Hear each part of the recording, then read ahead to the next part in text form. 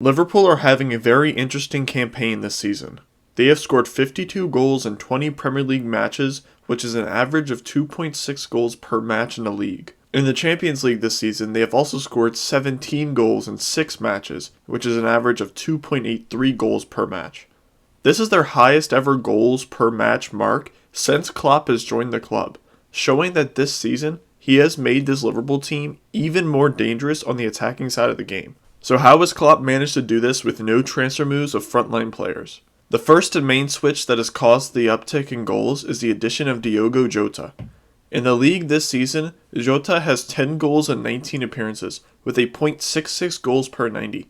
The main difference in tactics with Jota in the game has caused this massive uptick in attacking production. Before Jota's arrival, the front three barely changed, with that being Salah and Mane on the wings and Bobby Firmino in the 9. When Bobby is in the 9, he plays like a false 9. He will drop deep to pick up passes from the midfield and will try to play balls inside the channels to his two forward runners of Salah and Mane. When out of possession, Bobby will press the two center backs strategically, blocking them from making passes into the opposition 6, not allowing them to dictate play. When Diogo Jota is in the 9, Klopp knows his skill set is not the same as Bobby's, so he plays them very differently. In the attacking phase of the game, Jota can drop deep sometimes and pick up passes, but he mostly wants him to find space either behind the opposition's line or in front to be a passing option and scoring option. This forces Liverpool's midfielders to be more advanced, as they do not have a player willing to drop deep to link up with the midfield. Also, Jota differs when out of possession, as he is a rash and quick presser, who constantly puts pressure on the center backs and does not worry too much about the defensive midfielder. Jota's skill set has actually been a lot more useful than Bobby's this season, and it is showing based on his scoring stats. His ability to find space, whether that be in the box or outside of the box, is incredible, as he constantly is a passing option for creators in the side, giving him lots of goal-scoring opportunities. The other difference in the tactics that has caused this uptick in attacking production is how his attacking phase of the game works. In the past, Klopp would be very rigid and never had his team change the way they played in the attacking phase of the game. Klopp employs a 2-3-5 in the attacking phase, where the two center backs sit on the halfway line to help stop counterattacks and recover possession if lost by the forward players. The defensive midfielder will sit in front of the center backs and help thwart any counters and move play from left to right when needed.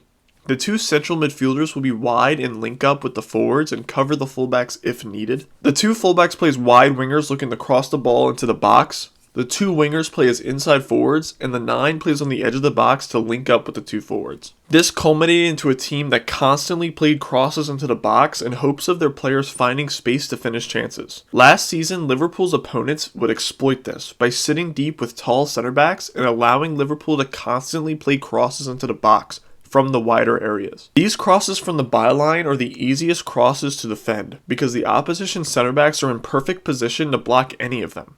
This is what Klopp has decided to exploit with his new tactics. Early crosses from wider areas and crosses from more central positions outside of the box are much more successful than crosses from the byline. This is why Klopp has changed how his most creative player Trent Alexander-Arnold plays in the attacking phase of the game. The whole right side of the pitch has changed the way they play. Klopp still utilizes a 2-3-5 in the attacking phase. However, Salah is now the wide right player, as Alexander-Arnold plays much more central, and Henderson, or whoever is playing that right central midfield position, is in the normal position. However, all three of them are very interchangeable. You will see constantly Henderson running down the right channel past Salah, and Trent will underlap Salah, making Salah the deepest player out of the three. These constant switching of positions and triangles they create here cause massive issues all along the right side of the pitch. This usually culminates in Trent receiving passes more inside and outside of the box, whereas crosses here are much more deadly than in the past, especially with Jota and Mane's heading abilities. Also in these positions, he can usually find space for him to have a shot on target as well. If the opposition wants to overload the right side of the pitch, Trent will switch the ball to the left side to Robertson, who will have loads of space to play dangerous crosses back into the box. This change has made this team be able to break down sides that sit back, as these crosses from deeper and more central areas are much harder to defend for. If Liverpool can keep up their excellent attacking form, they will be a top contender for the Champions League this season.